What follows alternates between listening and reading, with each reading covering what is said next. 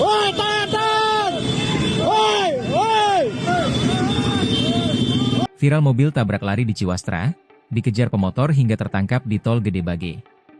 Beredar di media sosial sebuah video yang memperlihatkan pengendara mobil Honda HR-V bernomor polisi D1194-DV menabrak sejumlah pengendara sepeda motor di Ciwastra, Kota Bandung, Rabu, 17 Desember 2025, petang.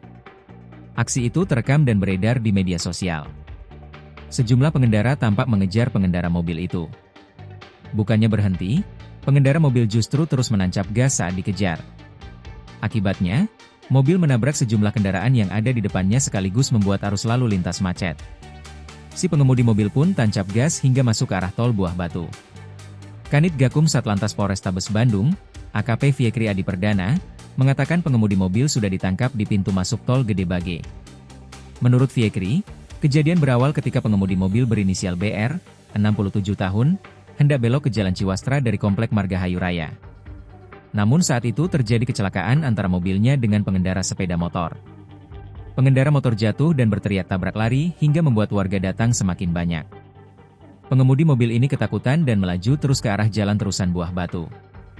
Nah, di tengah perjalanan justru menabrak kembali kendaraan lain yang mengejar dan menghalangi, kata Fiekri Kamis, 18 Desember 2025. Pengemudi mobil itu menuju arah tol lantaran menghindari amukan massa.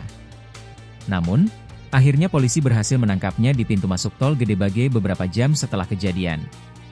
Ada korban 2 orang yang melapor ke Polsek Buah Batu. Kami jerat pasal 310 ayat 1 dan 2 UU nomor 29 tahun 2009 tentang lalu lintas dan angkutan jalan. Si pengemudi mobil telah meminta maaf ke para korban, katanya. Adapun 2 orang korban mengalami luka ringan, yakni RR, 29 tahun, warga Rancasari dan AA, 17 tahun, warga Bandung Kidul. Hasil penyidikan pengendara mobil ini tak berkonsentrasi dan ketakutan dari amukan massa.